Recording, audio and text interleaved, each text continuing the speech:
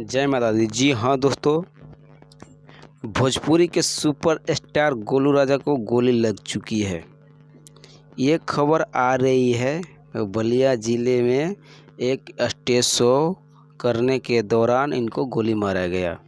तो जी हाँ दोस्तों, एक और बात बता दें कि गोलू राजा वहाँ पर प्रोग्राम करने गए थे। एक विधायक के बेटी की बर्थडे पार्टी था, वहाँ पर प्रोग्राम ये करने के लिए गए थे यूपी में बलिया ज़िला में।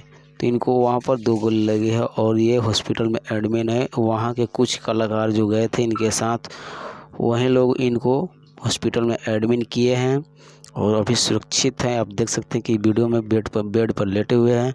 2 गोली लग चुकी है इनको।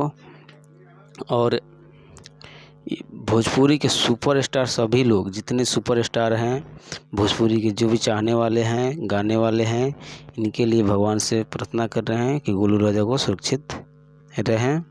और दवा भी ट्रीटमेंट चल रहा है गोलू राजा को।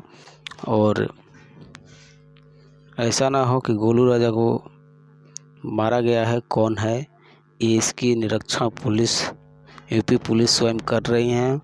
और क्यों मारा गया ये तो भी नहीं आया है। तो इतना ही, अब मिलते हैं अगले वीडियो में। जय माता दी।